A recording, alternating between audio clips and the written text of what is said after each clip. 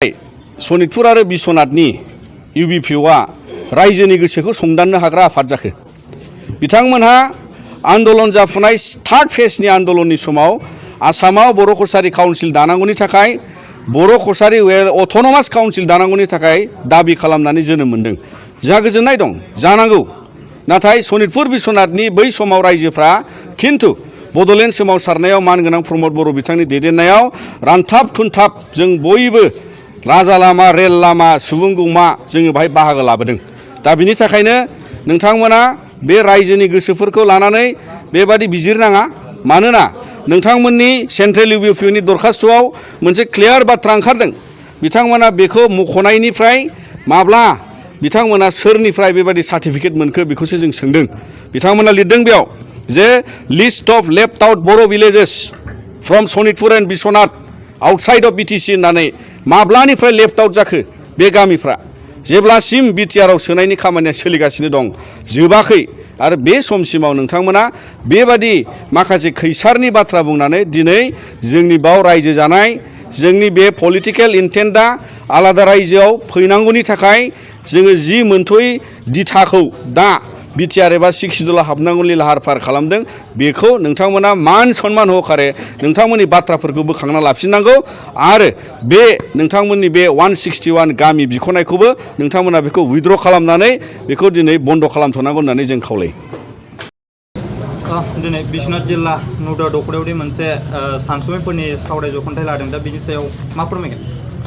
दिनै बिश्वनाथ जिल्ला दुलाराय बर' फरायसा आफादनि बानजायनायाव जोङो बावहाय गोबां जोंनि आगुनि दैदेनगिरि बिथांमोन आरो सानसुमै बिथांमोनहा बाहागो लादों आरो गुबुन गुबुन आफादनिफ्रायबो बेयाव बिथांमोनहा बाहागो लाफैदों।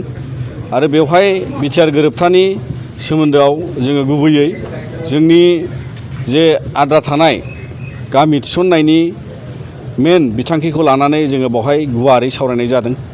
मानोना जों मिथिगौ बिटिआर गोरोबथा जानायनि उनाव बे सनितपुर आरो बिश्वनाथआव थानाय गासै बर' रायजोआ जोङो बिटिआर गोरोबथाजों बड'लेण्डनि सिमायाव गोग्लैनो मोनसिगोन हाबनो मोनसिगोन।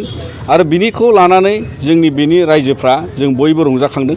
आरो दुलाराय बर' फरायसा आफादा बे बिथांखिखौ मावफुंनायाव आसाम सरकारनि गेजेरजों कमिसन दानायनि उनाव जोङो नारा नाथा गोबां खेब जोङो दासिमबो जोंनि दाबिनायखौ जोङो लाखिबोदों। आरो बियो दिनै मोनसे अबस्थासिमाव 60 गामिया हाबखांबाय इलेक्सनावबो बाहागो लाबाय आरो बे मोनसे प्रसेसआव दाबो दं।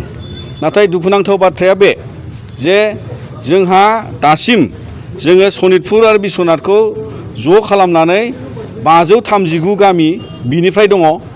आरो बिटिसिनि खोलायाव सिगांनि एकट बादि आद्रा थानाया 95 गामि दङ। गासै 634 गामि मोनबावनांगौ जोंहा दङ।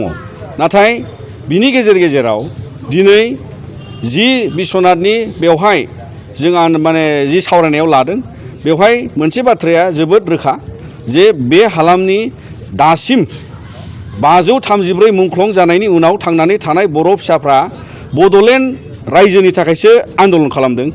आरो बड'लेण्ड मोनथ'यैनि सिगां 6 सिडुल काउन्सिलाव बिटिआर एकर्डनि दारै हाबनो मोननांगौनि लाहार फाहारावसो जों दङ। नाथाय बिकेडब्लिउसिनि थाखाय आन्दलन खालामाखै। आरो बिनि थाखायनो बियो जोबोद रोखा दुलाराय बर' फरायसा आफादाबो जोङो दाखालि 29 जुलाइआव जि इउबिपिअनि एप्लिकेसनजों 161 सनितपुर बिश्वनाथनि गामिखौ बिकेडब्लिउसिआव सोसननो नागिरनायनि जे राहा लानाय बेखौ जोंनि दिनैनि सावरायनायनि गेजेरजोंबो बिश्वनाथआवबो बेखौ 100% हेंथा खालामो। आरो बिथांमोनहा बेखौ बोखांना लाफिननांगौनि थाखाय दिनै बे बिश्वनाथ हालामनि जानानै दुलाराय बर' फरायसा आफादाबो जों गोख्रों रावजों खावलायो जाहाथे बिथांमोना बेखौ बोखांना लाफिननांगौ। आरो बिटिआर गोरोबथानि गामि सोसननायनि गामि हाबजोबनायनि खामानिया जोबागौमानि बिकेडब्लिउसिआव हाबनांगौनि गामि बिख'नांगौनि बाहाय खुनु प्रश्न गैया। मानोना बिथांमोनहा अराय सम गोसोआव दं जे जोंबो गोसोआव दं बे बिश्वनाथ ओनसोलनि रायजोफ्रा ओंखाम उखै हाबनानै दुखु खस्थ' खालामनानै थै दान होनानै बिथांमोना बड'लेण्डनि सोमावसारनायाव बाहागो लादों। बिथांमोना बिकेडब्लिउसिनि आन्दलनाव बाहागो लायाखैमोन।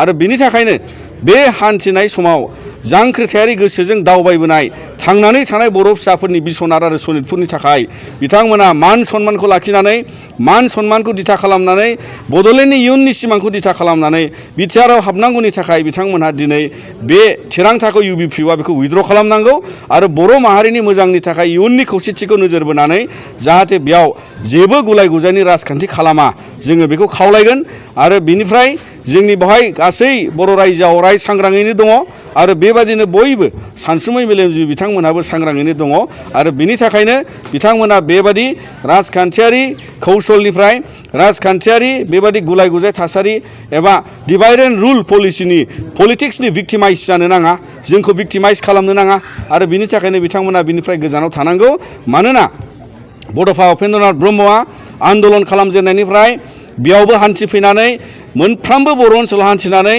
बिथाङा जोंखौ बुंलांदों जे united we stand divided we fall बिनि थाखायनो जों जयै गसंनांगोन आरो गावस्रायोबा जों जेनगोन आरो बिनि थाखायनो सनितपुर बिस्वनाथनि गोख्रों माहारियारि गोसो थानाय बिथांमोनहा दिनैसिमबो बे इउनाइटेड मोनसे माहारियारि स्पिरिटआव सेन्टिमेन्टआव दं आरो बेखायनो जोंनि बेयाव थानाय दुलाराय बर' फरायसा आफादनिफ्राय जों खावलायगोन जे बर'फोरनि बिस्वनाथ आरो सनितपुरनि सेन्टिमेन्टजों माहारियारि बादजों गेलेनाङा नङाबा बियो उननि समाव माने बियो बर' माहारिनि थाखाय मोनसे गोसोम दागो जागोन होननानै जोङो दिनै नोंथांमोनखौ खावलायगोन जे बेखौ बोखांनानै गोख्रै लाफिननांगौ आरो जोंबो बोखांनांगौनि थाखाय आसाम सरकारखौ जोङो खावलायगोन।